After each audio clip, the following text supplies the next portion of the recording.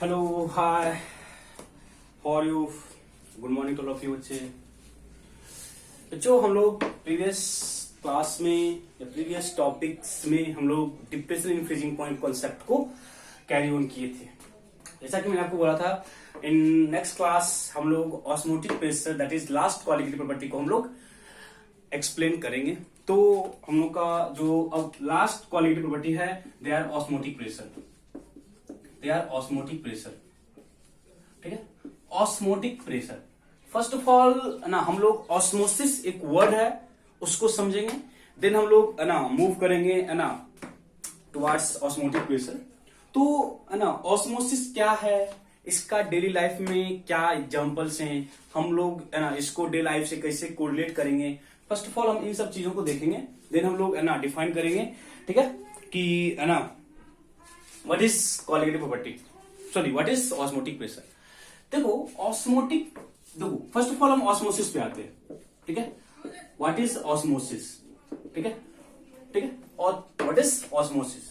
तो ऑस्मोसिस में एक जो वर्ड है ऑस्मोस, OSMOS, ग्रीक में इस वर्ड का मतलब होता है टू पुश, टू पुश। ऑस्मोस इस वर्ड का मीनिंग क्या है, टू पुश, मतलब किसी को ना पुश करना, किसी को पुश करना। दे आर कॉल्ड, मतलब क्या कि ऑस्मोसिस एक प्रोसेस है। हम देखो एक जनरल आइडिया बोलेंगे कि ऑस्मोसिस क्या है, एक प्रोसेस है जिसमें किसी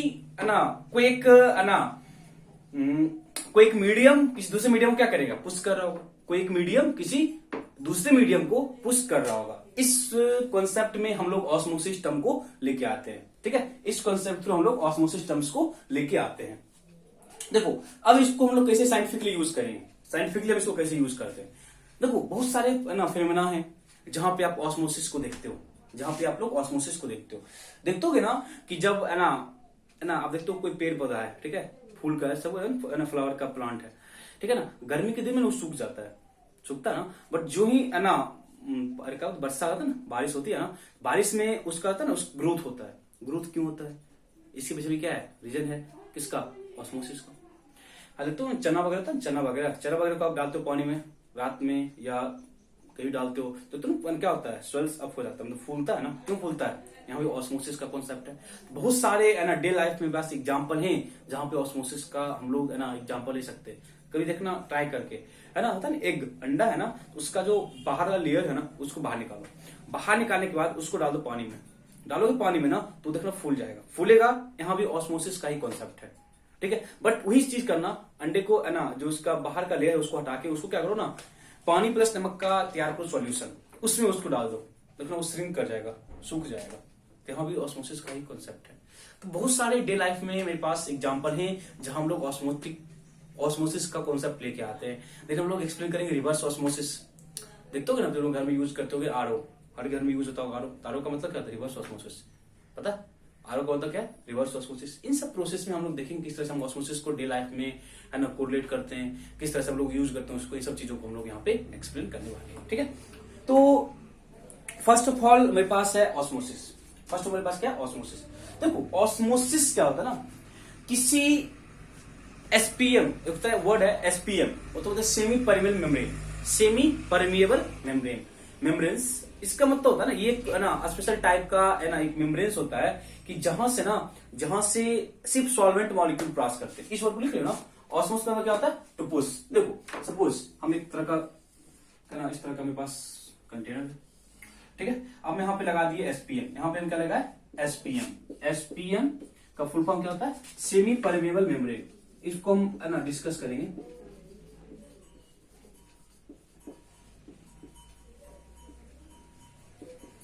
मेम्ब्रेन्स हम क्या किए, इस तरफ मेरे पास कोई प्योर सॉल्वेंट है, इस तरफ मेरे पास क्या है, प्योर सॉल्वेंट है, और इस तरफ मेरे पास क्या है, इस तरफ मेरे पास क्या है, सॉल्यूशन। इस तरफ मेरे पास क्या है, कोई सॉल्यूशन। देखो मेरे पास एक कंटेनर है, उस कंटेनर को हम दो पार्ट में डिवाइड कर दिए थ्रू एसपीएम। जब हम इसको एसपीएम से डिवाइड किया ना तो मेरे पास एक तरफ क्या है, सॉल्वेंट, एक तरफ क्या है, सॉल्यूशन। एक तरफ क्या है, सॉल्वेंट, और एक तरफ क्या है, सॉल्यूशन। तो आप देखोगे ना आफ्टर सम टाइम इस वाले इस तरफ जो है ना इसका लेयर थोड़ा सा इंक्रीज कर जाएगा। इसका लेयर क्या होता है, इंक्रीज करता है। जब इसका लेयर इंक्रीज किया तो हम ये बता सकते हैं लेयर इसलिए इंक्रीज किया होगा क्योंकि इसके थ्रू इधर से सॉल्वेंट मॉलिक्यूल पास किया होगा। जब पास किया होगा तो यहाँ पे लेयर क्या होगा, इंक्रीज किया। यहाँ पे लेयर क्या होगा, इंक्रीज किया। यदि लेयर इंक्रीज किया तो इसका बस एक ही रीजन होगा कि जो सॉल्वेंट मॉलिक्यूल है वो टुवर्ड्स सॉल्यूशन मूव किए होंगे। टुवर्ड्स सॉल्यूशन क्या किए होंगे, मूव किए होंगे। टुवर्ड्स सॉल्यूशन क्या होंगे, मूव किए होंगे। इसी प्रोसेस को हम लोग बोलते हैं ऑस्मोसिस। क्या बोलते हैं, ऑस्मोसिस। इट मीन्स देखो हम जनरलाइज करते हैं, the movement of solvent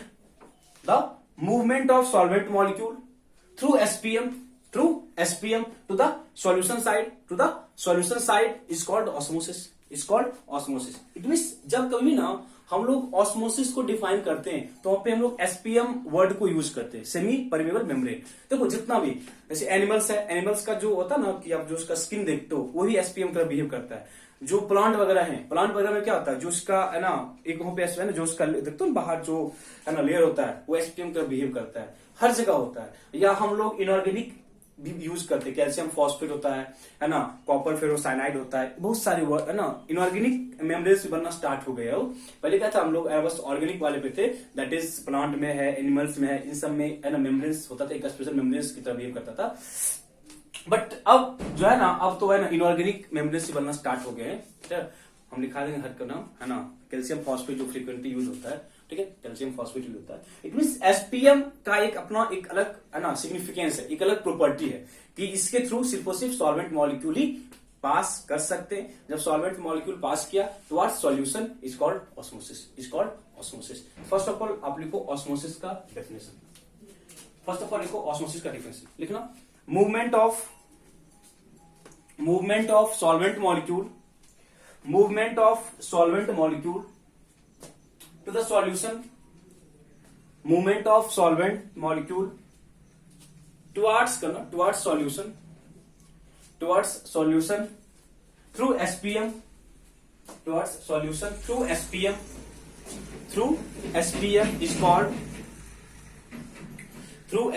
is called osmosis.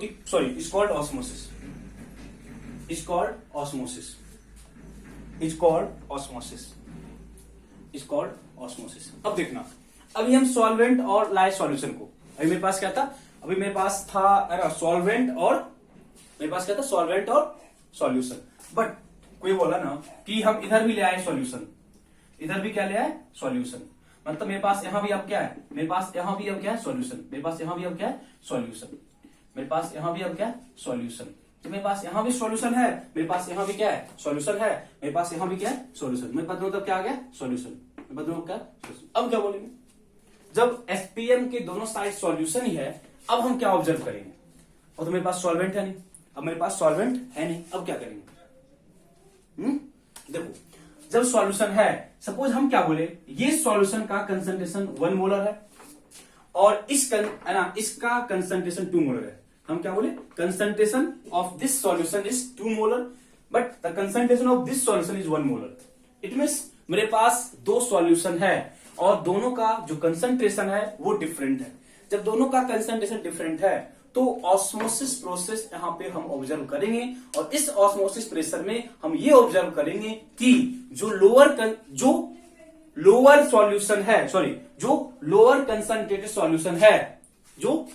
Concentrated solution है उसके सॉल्वेंट मॉलिक्यूल पास करेंगे थ्रू एसपीएम, उसके सॉल्वेंट मॉलिक्यूल क्या करेंगे, पास करेंगे थ्रू एसपीएम। इट मींस अब जो मूवमेंट होगा, देखो अब भी मूवमेंट सॉल्वेंट का ही होगा, अभी भी मूवमेंट सॉल्वेंट का ही होगा, बट अब हम क्या बोलेंगे, अब जो मूवमेंट है वो from lower concentration side to the higher concentration side होगा। That is solvent molecule from lower concentration side move towards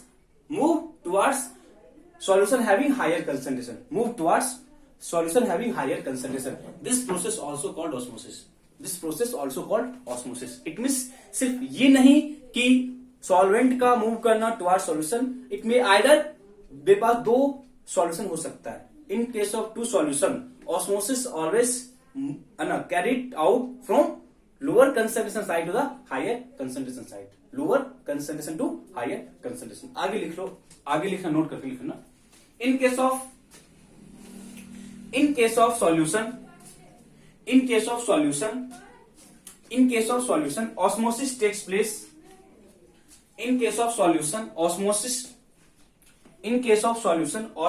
takes place from lower concentration to the higher concentration. Osmosis takes place from lower concentration to the higher concentration side, lower concentration side to the, from lower concentration to higher concentration, from lower concentration to the higher concentration side. ठीक है, तो ये चीज आप care करना कि osmosis में solvent molecule का movement through SPM plus solution, उसको क्या बोलते हैं, osmosis. But in case of solution जो ऑस्मोसिस है वो अकर होगा बिटवीन लोअर कंसंट्रेशन का हायर कंसंट्रेशन थ्रू एसपीएम, और जो मूवमेंट है, मूवमेंट सिर्फ और सिर्फ किसका होगा, सॉल्वेंट का, ना कि सॉल्यूशन का। मूवमेंट किसका होगा, सॉल्वेंट का, ना कि सॉल्यूशन का, क्योंकि जो एसपीएम है उसका एक प्रॉपर्टी है कि उसके थ्रू सिर्फ और सिर्फ सॉल्वेंट मॉलिक्यूल ही मूव कर सकते हैं, ना कि सॉल्यूशन, या सॉरी ना कि सॉल्यूट। ओके, चलो अब है ना, हमें से एग्जाम्पल होता है, एग्जाम्पल में क्या होता है, जब हम एग को लिए, सुनो मेरे पास क्या बोले, मेरे पास एग था, एग को हम कहां डाले, देखो हम क्या बोले, मेरे पास है ना यहाँ पे प्योर वाटर है, मेरे पास यहाँ पे क्या प्योर वाटर है, हम यहाँ पे एग को डाले, क्या डाले, एग, यहाँ पे एग है।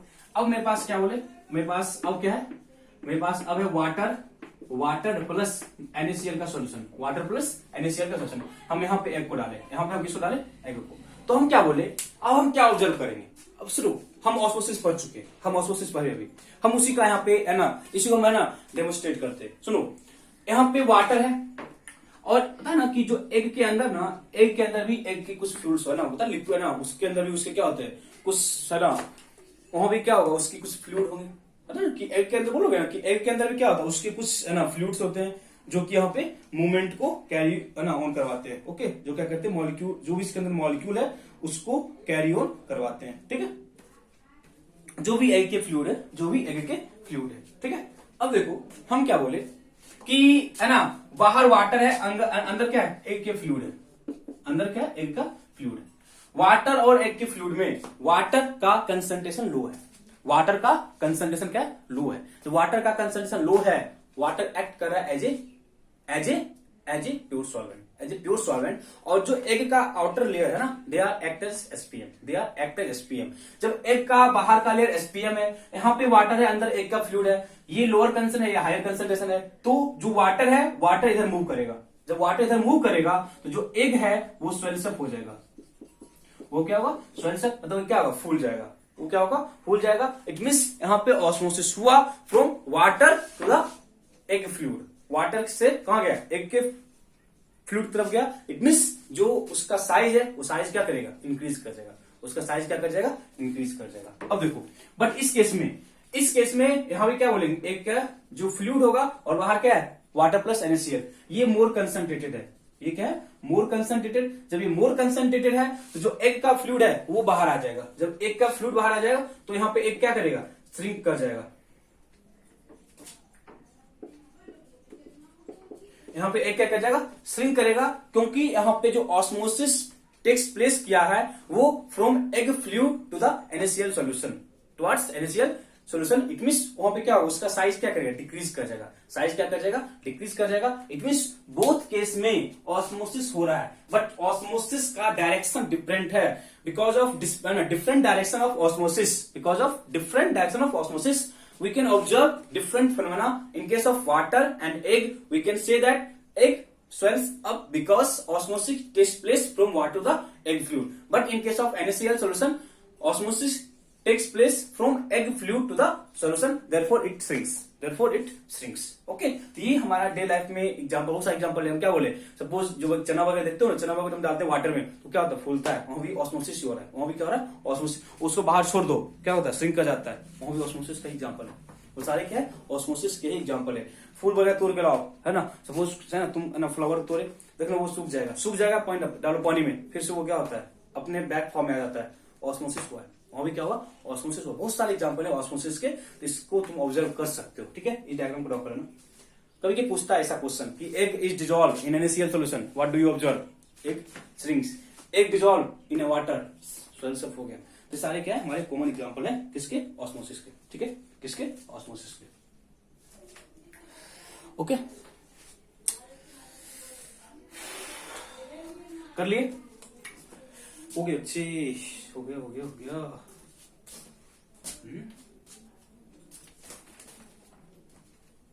ओके,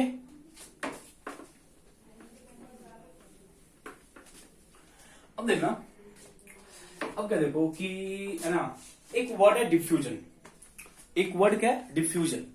तो डिफ्यूजन में भी ना कोई चीज मूव करता है, डिफ्यूजन में भी कोई चीज क्या होता है, मूव करता है, बट और ऑस्मोसिस में भी कोई चीज मूव करता है। ऑस्मोसिस में क्या होता है, कोई चीज मूव करता है। तो दोनों में डिफरेंस क्या है, difference between osmosis and diffusion. तो आप, हम आइडिया देंगे, आप लोग इसको प्रॉपर वे में अपने नोट में नोट कर लेना। बस हम एक आइडिया दे रहे हैं, देखना आप, आई थिंक आप लोग की बुक में होना चाहिए। ठीक है, बट समझो क्या बोले, ऑस्मोसिस और डिफ्यूजन, ऑस्मोसिस और diffusion. Osmosis takes place in case of only solvent. Osmosis में जो फ्लो है, फ्लो सिर्फ और सिर्फ किसका है, सॉल्वेंट का है। But in case of diffusion both solvent and solute क्या होता है, डिफ्यूज, सॉरी मूव करता है। मतलब यहां पे क्या बोले, यहां पे जो मूवमेंट है ना, movement is only of solvent. But यहां पे क्या बोलोगे, मूवमेंट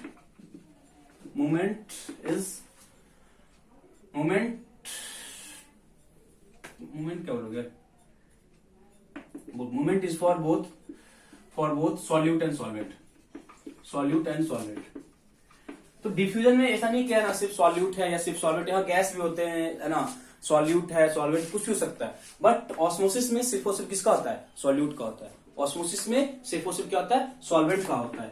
इसमें एसपीएम की रिक्वायरमेंट होती है, इसमें एसपीएम की रिक्वायरमेंट नहीं होती है, इसमें एसपीएम की रिक्वायरमेंट नहीं होती है। और osmosis low to high concentration, osmosis क्या होता है, low to high concentration. But ये क्या होता है, ये हाई टू लो कंसंट्रेशन, ये क्या होता है, हाई टू लो कंसंट्रेशन। तो ये ऑस्मोसिस और डिफ्यूजन का डिफरेंस है। ठीक है, तो सिंपल सा है, आप लोग इसको अभी है ना एक्सप्लेन कर सकते हो, बट ये तीन बेसिक डिफरेंस है जो कि आपको माइंड में होना चाहिए। ऑस्मोसिस में सिर्फ सॉल्वेंट का फ्लो होता है, बट डिफ्यूजन में सॉल्यूट और सॉल्वेंट दोनों का डिफ्यूजन हो सकता है, दोनों का मूवमेंट हो सकता है। और जो ऑस्मोसिस है वो takes place in case of SPM, या जो ऑस्मोसिस का जो कॉन्सेप्ट है वो एप्लीकेबल है जब मेरे पास एसपीएम होगा। और जो डिफ्यूजन है उसमें कोई ऑस्मोसिस टर्म्स का कोई बहुत बड़ा सिग्निफिकेंस होता नहीं है। और हम क्या बोले, ऑस्मोसिस में हमेशा लो टू हाई कंसंट्रेशन होता है और डिफ्यूजन में हमेशा हाई टू लो कंसंट्रेशन होता है। तो ये डिफरेंस आप लोग इसको अपनी वर्डिंग में अच्छे से नोट डाउन कर लेना। ठीक है, इसको अच्छे से आप लोग है ना अपने नोट में एक्सप्लेन करके लिख लेना। हम बस एक आपको ब्रीफ आइडिया दिए, बाकी आपका काम है इसको अच्छे से एलोबरेट करना। Okay okay,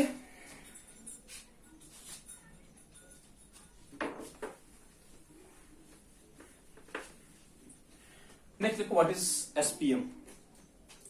SPM semi permeable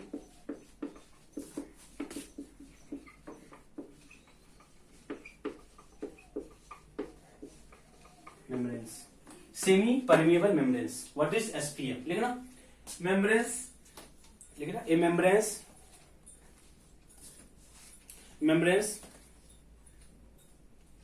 membranes which allow only solvent molecule, membranes which allow only solvent molecule to pass through it, only solvent molecule to pass through it, only solvent molecule to pass through it is called, only solvent molecule to pass through it is called SPM. Pass through it is called SPM. Is called SPM. ठीक है, examples की बात करें हम, ठीक है, बहुत सारे एग्जांपल्स हैं एसपीएम के, है ना।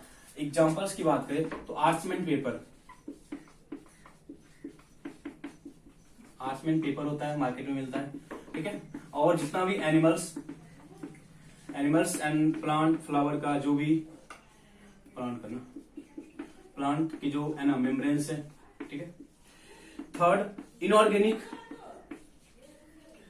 इनऑर्गेनिक एसपीएम में जो है ना कॉमन यूज है होते calcium phosphate, calcium phosphate CA3PO4 का होल ट्वाइस, CA3PO4 का होल ट्वाइस। ये सारे बेसिक एग्जांपल है किसके, एसपीएम के। आपको उतना डीप पूछने वाला नहीं है, ठीक है, आपको उतना डीप है ना केवल डीप पूछेगा नहीं। एक और है ना Cu2FeCl6, ये कंपाउंड क्या है आपको पता नहीं चलेगा, because it is a coordinate compound. आप लोग 12th में पढ़ोगे कोऑर्डिनेट कंपाउंड के बारे में, हम लोग चैप्टर है वहां पे पढ़ते हैं, फिर आपको इस कंपाउंड के बारे में आइडिया हो जाएगा। अभी देख लो, एंड इसका आता है क्यूप्रिक फेरोसाइनाइड, देखना क्यूप्रिक होगा ना 2x + x - 6 कॉपर को बन गया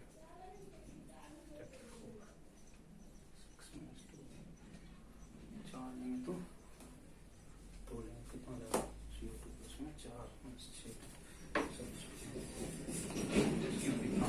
क्यूप्रिक फेरोसाइनाइड, इसका नाम क्या है, क्यूप्रिक फेरोसाइनाइड, ठीक है। ये सारे है ना लिख लिए।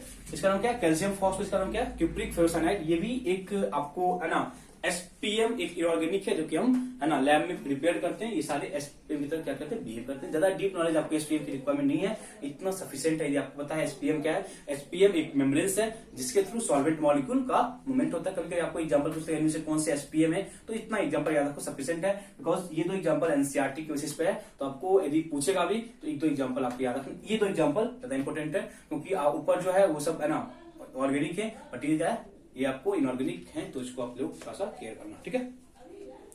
देखो हम लोग ऑस्मोसिस को देख लिए, ऑस्मोसिस कैसे होता है ये देख लिए, ऑस्मोसिस कैसे होता है हम लोग ये भी देख लिए। अब हम लोग देखते हैं कि व्हाट इज ऑस्मोटिक प्रेशर, जो मेरा टॉपिक है व्हाट इज ऑस्मोटिक प्रेशर, इस चीजों को हम देखते हैं। व्हाट इज ऑस्मोटिक प्रेशर, देखो हम ऑस्मोटिक प्रेशर कैसे हम बोलते ना कि ऑस्मोसिस कैसे होता था। देखो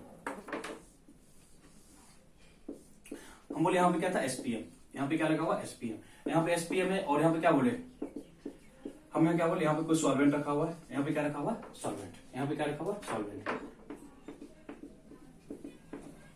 और हम क्या बोले सॉल्यूशन, यहाँ पे क्या बोले सॉल्यूशन। ये मेरे पास है ना डायग्राम है। इस डायग्राम में क्या बोले, मेरे पास एसपीएम है, एसपीएम के एक साइड सॉल्वेंट रखा हुआ है और एसपीएम के दूसरे साइड एक सॉल्यूट रखा हुआ है। क्या रखा हुआ सॉल्यूट। तो आप देखोगे ना कि हम क्या बोले मूवमेंट किसका होगा,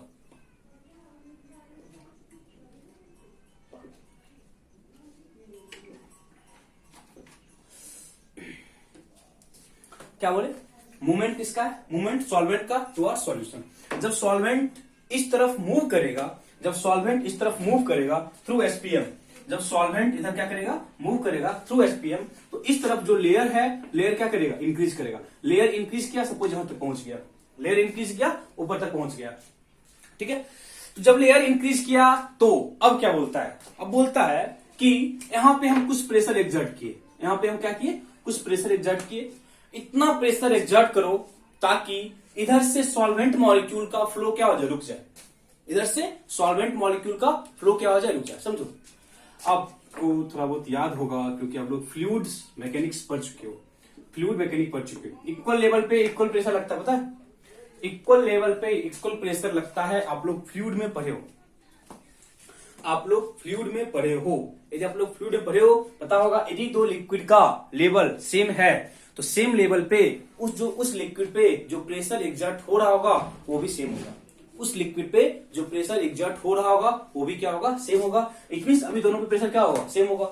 जब सॉल्वेंट इधर पास किया तो इधर क्या करेगा लेयर इंक्रीज करेगा, जब लेयर इंक्रीज किया तो इस साइड जो प्रेशर था वो भी इंक्रीज कर जाएगा। सपोज हम क्या बोले h हाइट तक इंक्रीज किया, इसका डेंसिटी सपोज रो होगा, पता P इक्वल टू क्या था रो जी एच, पढ़े हो प्रेशर इक्वल टू क्या था रो जी एच, आप लोग पढ़े होगे फिजिक्स में, प्रेशर में तो आप लोग पढ़े होगे फिजिक्स में। तो हम क्या बोले जो प्रेशर इंक्रीज किया हम अब यहाँ पे कोई एक्सटर्नल प्रेशर लेके आए, हम यहाँ पे कोई एक्सटर्नल प्रेशर लेके आए और इतना प्रेशर यहाँ पे लगा दो इतना प्रेशर यहां पे लगा दो ताकि यहां से सॉल्वेंट मॉलिक्यूल का मूवमेंट क्या हो जाए, स्टॉप कर जाए। सॉल्वेंट मॉलिक्यूल का जो मूवमेंट है वो क्या करे, स्टॉप करे। जब सॉल्वेंट मॉलिक्यूल का मूवमेंट स्टॉप करेगा, it means that pressure is called osmotic pressure. That pressure is called osmotic pressure. देखो हम इसलिए बोले ऑस्मोटिक प्रेशर क्योंकि जो प्रेशर हम एग्जर्ट किए वो प्रेशर ऑस्मोसिस को स्टॉप किया। जो प्रेशर हम एग्जर्ट किए वो प्रेशर ऑस्मोसिस को क्या किया, स्टॉप किया। जब वो प्रेशर ऑस्मोटिक को स्टॉप कर दिया, it means that pressure is called osmotic pressure. That pressure is called osmotic pressure. ठीक है, तो आप लोग पहले डायग्राम ड्रॉ करो, फिर इसका लिखाते डेफिनेशन। डायग्राम ड्रॉ कर लो, फिर हम लोग लिखाते इसका डेफिनेशन। ठीक है, लिख लो, लिखना लिखना द मोमेंट, लिखना लिखना the extra pressure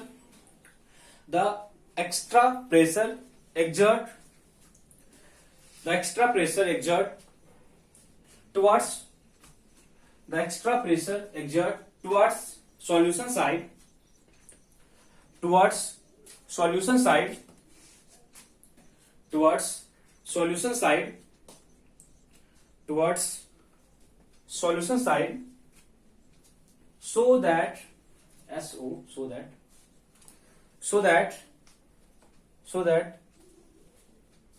so that movement of solvent molecule towards solution side, so that movement of solvent molecule towards solution just stop. Solvent molecule towards solution side just stop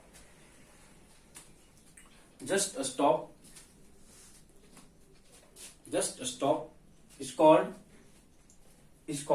osmotic pressure. is called osmotic pressure. क्या बोले, जो extra pressure आप exert कर रहे हो towards solution such that जो इसका movement है, मूवमेंट क्या कर जाए, स्टॉप कर जाए, तो उस प्रेशर को हम क्या बोलते हैं, ऑस्मोटिक प्रेशर। या सिंपली हम ये बोल सकते हैं the pressure which stop osmosis, the pressure which is exerted towards solution side such that osmosis just stop. Osmosis just stop is called osmotic pressure. Osmosis just stop is called osmotic pressure. बोल सकते हो ना कि वो pressure जो osmosis को क्या करे, स्टॉप करे, is called osmotic pressure, is called osmotic pressure. Okay, लिख लो इस चीज को, प्रेशर विच स्टॉप ऑस्मोसिस, लिखना the pressure which stop osmosis is called osmotic pressure. The pressure which stop osmosis is called osmotic pressure.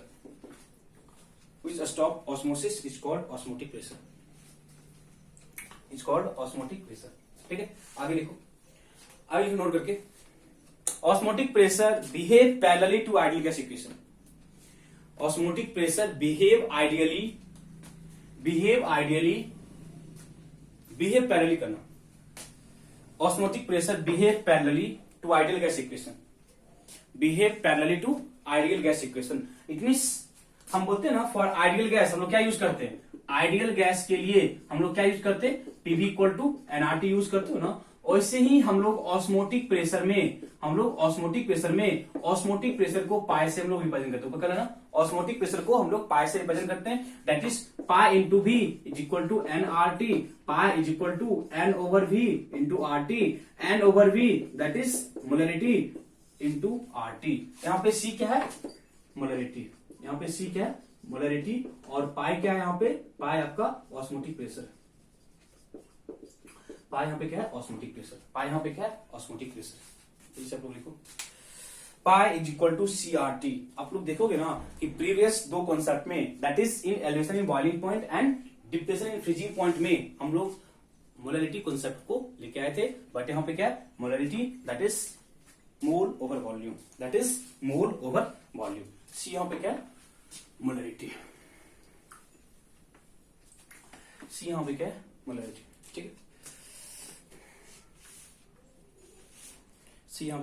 Molarity. तो हम questions बहुत easy होते हैं, वहां पे क्वेश्चंस बहुत ही इजी आपका है, ऑस्मोटिक प्रेशर के क्वेश्चंस बहुत इजी होते हैं, ठीक है। अब देखना कुछ एक नोट कर लिखना पॉइंट नोट करके, comparison of osmotic pressure, comparison of osmotic pressure, comparison of osmotic pressure. देखो हम बस यहाँ पे 3 वर्ड लिखेंगे, उस वर्ड का मीनिंग समझना। मेरे पास एक वर्ड है हाइपरटोनिक, एक वर्ड होता है हाइपोटोनिक, हाइपोटोनिक, और एक मेरे पास वर्ड है आइसोटोनिक। मेरे पास एक वर्ड क्या है, आइसोटोनिक। देखो टोनिक मतलब होता है कंसंट्रेशन, टोनिक मतलब क्या होता है, कंसंट्रेशन। तो आइसो हम बस क्लास 5 पे आ रहे पहले, आइसो मतलब क्या होता है, सेम, आइसो मतलब क्या है, सेम। टोनिक मतलब कंसंट्रेशन, टोनिक मतलब क्या हो गया, कंसंट्रेशन, टोनिक मतलब क्या हो गया, कंसंट्रेशन। सपोज मेरे पास 2 सॉल्यूशन है, यदि मेरे पास 2 सॉल्यूशन है, दोनों का कंसंट्रेशन सेम है, दोनों का कंसंट्रेशन क्या है, सेम है, at constant temperature, at constant temperature. यदि मेरे पास 2 सॉल्यूशन है, दोनों का कंसंट्रेशन सेम है, दोनों का कंसंट्रेशन सेम है at constant temperature, it means दोनों का ऑस्मोटिक प्रेशर भी क्या होगा, बराबर होगा, दोनों का ऑस्मोटिक प्रेशर भी क्या होगा, बराबर होगा। तो ये सारे वर्ड हम लोग न्यूमेरिकल्स में यूज करेंगे, अगर हम जस्ट न्यूमेरिकल करेंगे तो आपको आइडिया होगा। Isotonic the term which having same concentration, which having same concentration. If I have two solution and both solution having same concentration, it means we can say that both having same osmotic pressure at constant temperature, because on changing the temperature osmotic pressure changes. Therefore जो osmotic pressure है हम observe करते हैं at constant, हम जो इतना भी करते हैं ऑस्मोटिक प्रेशर के क्वेश्चंस, वो एट कांस्टेंट होता है टेम्परेचर, वो क्या होते हैं, एट कांस्टेंट टेम्परेचर। तो isotonic same concentration, also having same osmotic pressure at constant temperature, also having same osmotic pressure at constant temperature. अब देखो हाइपर का मतलब क्या होता है, मोर, और हाइपर का मतलब क्या होता है, लेस। आप लोग खुद है ना कर सकते हो। More concentration, more concentration, more osmotic, more concentration, more osmotic, less concentration, less osmotic, less concentration, less osmotic. It means यदि मेरे पास 2 सॉल्यूशन है, यदि मेरे पास सपोज देखो 2 सॉल्यूशन है, सपोज मेरे पास क्या है, 2 सॉल्यूशन। सपोज मेरे पास फर्स्ट सॉल्यूशन है किसका, 1 मोलर है ना ग्लूकोज का, 1 मोलर क्या है, ग्लूकोज का। सेकेंड मेरे पास क्या है, 0.5 मोलर यूरिया का, 0.5 मोलर क्या है, यूरिया का। तो क्या बोलेंगे, जो इसको सपोज ए मान, इसको क्या मान ले बी, तो क्या बोलेंगे, A is hypertonic, A is hypertonic, A is hypertonic then B बोलोगे, और क्या लिखेंगे, B is hypotonic, B is hypotonic then A बोल सकते हो। मतलब जिसका ज्यादा कंसंट्रेशन है वो हाइपरटोनिक होता है, जो हाइपरटोनिक है दैट इज उसका जो ऑस्मोटिक प्रेशर होगा वो भी क्या होगा, ज्यादा होगा। यदि कोई क्या है, हाइपोटोनिक है, इट मींस उसका जो ऑस्मोटिक प्रेशर है वो भी क्या होगा, लेस होगा, वो भी क्या होगा, लेस। तो जल्दी से आप लिखो हाइपरटोनिक, लिखना हाइपरटोनिक, लिखना solution having more osmotic pressure, solution having more osmotic pressure is called hypertonic solution.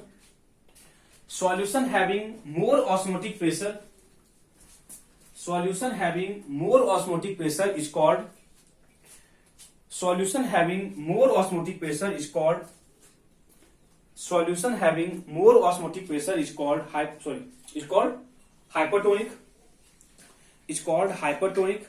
आगे लिखना, बट आगे लिखना हाइपोटोनिक में solution having less osmotic pressure, solution having less osmotic pressure, less osmotic pressure is called, less osmotic pressure is called hypotonic, is called hypotonic, is called hypotonic। Last लिखना isotonic, last लिखना isotonic लिखना। if two solution having same osmotic pressure, if two solution having same osmotic pressure, if two solution having same osmotic pressure, then they are called same osmotic pressure, then they are called isotonic solution, then they are called isotonic solution, then they are called isotonic solution. Okay, कभी कभी है ना isotonic वाले का आपको use होगा numericals में, but hyper और हाइपो को बस एक एज ए स्टेटमेंट याद रखना, ठीक है। अदरवाइज इसका आई थिंक यूज आपको नहीं होगा, ठीक है।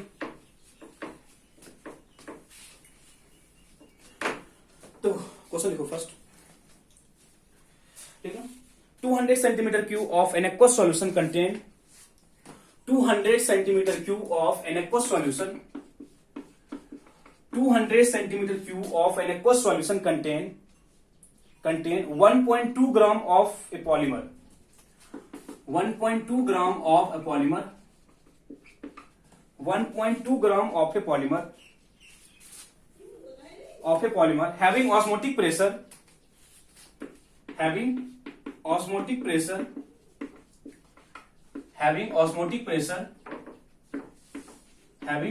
pressure 2.57 into having osmotic pressure 2.57 into 10 power minus 3 bar at 300 Kelvin. Having osmotic pressure 2.57 into 10 power minus 3 bar at 300 torr. 2.57 into 10 power minus 3 bar at 300 Kelvin. Calculate molar mass of that polymer. Calculate molar mass of that polymer. Simple सा question, कुछ भी नहीं करना है आपको। Formula पता है, pi is equal to CRT. Formula क्या है? Pi is equal to CRT, that is pi is equal to C concentration NYV into RT. बस इसको सिंप्लीफाई करते जाओ। Pi is equal to N क्या होता है? Mass over molar mass. N क्या होता है? मास ओवर कितना? Molar mass. Mass over molar mass into volume into RT. सारा कुछ आपको दिया हुआ है। अब आर के वैल्यू के लिए थोड़ा सा आपको केयर करना पड़ेगा। चलो, पाई हमको दिया हुआ कितना? 2.57 इंटू कितना? 10 पावर माइनस 3। देखो ये बार में, किसमें है? बार में। चलो, मास कितना है? 1.2। मोलर मास कैलकुलेट करना है। वॉल्यूम 200 सेंटीमीटर क्यूब, तो 200 बाय कितना? 1000। कितना? 1000 लीटर ले लिए। आर 0.083। आप लोग है ना गैसेस स्टेट कर चुके हो, इसलिए इसकी रिक्वायरमेंट हमको नहीं है, बिकॉज आप लोग प्लस 1 में ये कर चुके हो। आर के वैल्यू के बारे में पता ना, R equal to 0.0821 litre atmosphere per mole kelvin. But यदि बार होगा तो 0.083 कर लेना, बस इतना का चेंज है, ठीक है। तो यहां से हम करेंगे एम कैलकुलेट। तो कितना आएगा देखते हैं। चलो आप लोग भी करो, देखते हैं।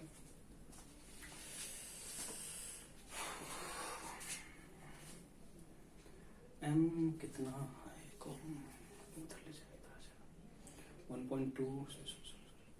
1.2 into 0.083 into 300 divided by 2.57 into 0 तो हो गया 3 हो गया 2325। आ रहा देखो तो 2325 है।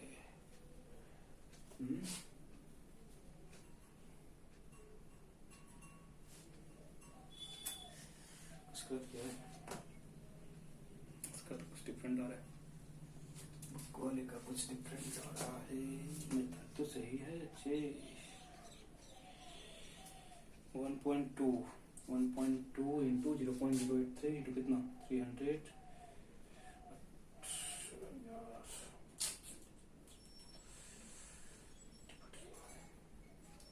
2.57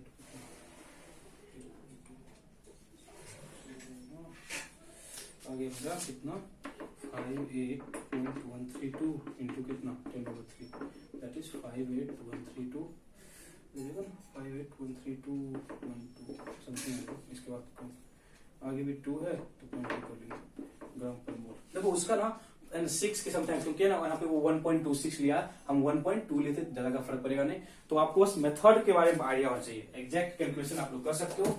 तो डाटा हम लोग यहाँ पे वो 1.26 लेके गया था, हम लोग 1.2 लेके किए, तो इतना ही आंसर आएगा। सिंपल सा क्वेश्चन है, बस आपको है ना प्रीवियस बहुत सारे क्वेश्चन आप किए हो, तो इस तरह के क्वेश्चन में आपको प्रॉब्लम नहीं होनी चाहिए, ठीक है। इस तरह के क्वेश्चंस में आपको प्रॉब्लम नहीं होने चाहिए, ठीक है। जहां तक मेरा कॉन्सेप्ट है, ठीक। बाकी तो आप पे डिपेंड करता है।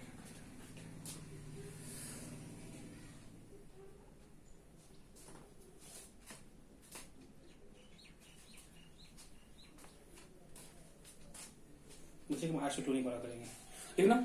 ए सॉल्यूशन लिखना, सॉरी ए लिखना, A 5% solution of cane sugar, A 5% solution of cane sugar, A 5% solution of cane sugar is isotonic cane sugar, CANE, 5% solution of cane sugar is isotonic with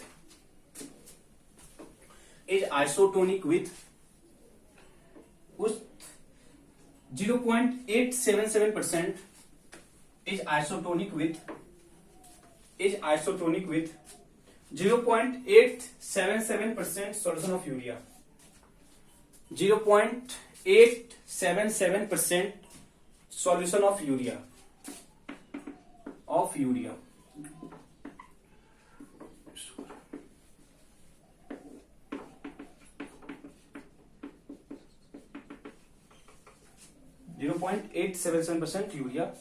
Calculate the molar mass of urea. Calculate the molar mass of urea if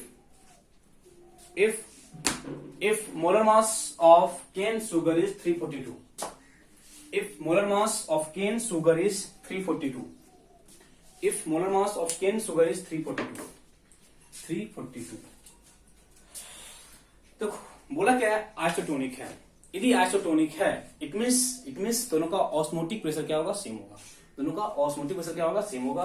देखो 5% बोला है बच्चे, that is 5 ग्राम कौन, 5 gram sugar in 100 gram solution, in 100 gram solution. तो यहाँ क्या लिखोगे, 0.877 ग्राम कौन, urea in 100 gram solution, in 100 gram solution. चलो इतना करने के बाद यदि आइसोटोनिक है देन इसका क्या लिखोगे, pi suppose pi 1 equal to C1 into RT, यहाँ पे क्या लिखोगे, pi 2 is equal to C2 into RT। ठीक है, दोनों के लिए हम ऑस्मोटिक प्रेशर का जो मेरे पास फॉर्मूला था उसको लिख लिए, pi 1 equal to C1 into RT and pi 2 equal to C2 into RT। अब देख जब पाई बराबर है दैट इज ऑस्मोटिक प्रेशर बराबर है, तो हम ये बोल सकते हैं कि at constant temperature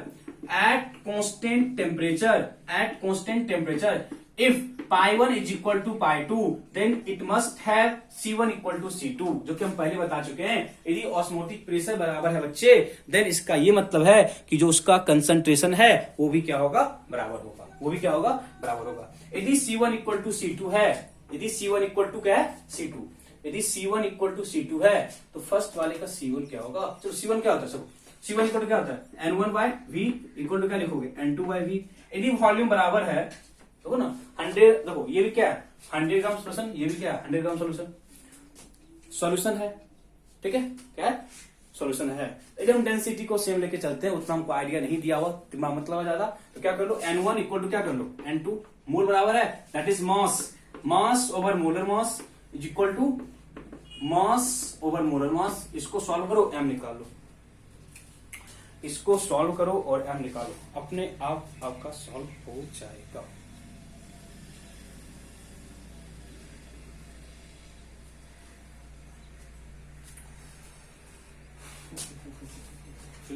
into 0.877 divided by 5, तो m आ जाएगा 59.98 एग्जैक्टली करोगे 60। यूरिया का जो होता है मोलर मास में 60 होता है, यूरिया का जो मोलर मास है वो 60 होता है।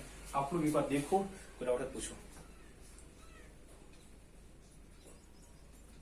कोई डाउट है तो पूछ लो, ठीक है। तो आपको ऑस्मोटिक प्रेशर के क्वेश्चंस में आई थिंक ज्यादा कुछ प्रॉब्लम नहीं होने वाला है, सिंपल सा क्वेश्चन होता है,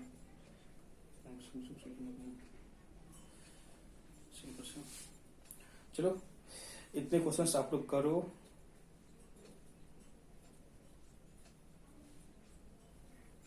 एक क्वेश्चन लिखो, ये तुम्हारा होमवर्क रहेगा। देखा क्वेश्चन, देखना 2 solution of 2 TWO, 2 solution of glucose have osmotic pressure 1.5 and 2.5।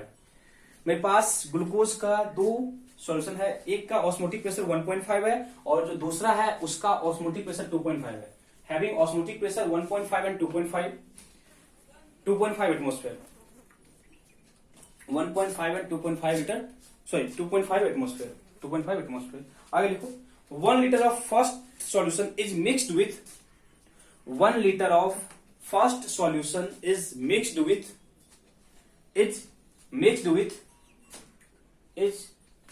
with 2 liter of second solution, mixed with 2 liter of second solution, 2 liter of second solution. What will be the osmotic pressure of resulting solution? What will be the osmotic pressure of resulting solution? देखो क्या होगा, मेरे पास glucose है ना, हाँ glucose का दो है ना था सोल्यूशन, एक का ऑस्मोटिक प्रेशर 1.5 था और दूसरे का ऑस्मोटिक प्रेशर 2.5 था, 2.5 एटमोस्फेयर। अब फर्स्ट वाले का 1 लीटर, सेकंड वाले का 2 लीटर, दोनों को मिक्स किया। मिक्स करने के बाद जो रिजल्टिंग बन रहा है सोल्यूशन, उसका हमको ऑस्मोटिक प्रेशर निकालना है। तो जीनियस मत बनना, π1 + π2 = π3 मत कर लेना, ठीक है, इतना जीनियस मत बनना। सिंपल सा क्वेश्चन है, फर्स्ट वाले का आपको ऑस्मोटिक प्रेशर पता है, तो जब फर्स्ट वाले का पता है आपको ऑस्मोटिक प्रेशर, तो वहां से आप उसका निकालो कंसंट्रेशन। क्या निकालो? कंसंट्रेशन। तो सेकंड वाले का क्या निकालो? कंसंट्रेशन। तो हम लोग जब फर्स्ट क्लास के तो बताए थे, यदि आपको दो पता है कंसंट्रेशन M1V1 + M2V2 = M3V3, उसके हेल्प से आप लोग M3 निकाल लो। जब M3 निकल जाएगा देन आप क्या निकालोगे? π = फाइनल CRT करोगे। ऑप्शन लिखना, ऑप्शन इसका है करना 1.62, फर्स्ट ऑप्शन है 1.62, सेकेंड ऑप्शन है 6.12, फर्स्ट ऑप्शन 1.62, सेकेंड ऑप्शन है 6.12, थर्ड ऑप्शन है 1.26, थर्ड ऑप्शन है 1.26 एंड लास्ट ऑप्शन है 2.16। अच्छा क्वेश्चन है, थोड़ा सा दिमाग लगाना। एंड लास्ट ऑप्शन है 2.16, लास्ट ऑप्शन है 2.16, और जो लास्ट है वो आपका आंसर है, जो लास्ट है वो आपका आंसर है। इसको सॉल्व करना, ठीक है, इसको खुद से सॉल्व करना। बच्चे यहां तक हम लोग का क्वालिटेटिव प्रॉपर्टी खत्म होता है। नेक्स्ट हम लोग करेंगे, देखो अभी तक हम जितना भी क्वालिटेटिव प्रॉपर्टी किए थे उसमें हम ये मान के चल रहे थे कि जो मेरे पास सॉल्यूट है वो डिसोसिएट नहीं कर रहा है, वो डिसोसिएट या एसोसिएट नहीं कर रहा है। हम लोग का जो नेक्स्ट है ना क्लास होगा उसमें हम ये मान के चलेंगे कि जो सॉल्यूट है वो डिसोसिएट या एसोसिएट करेगा।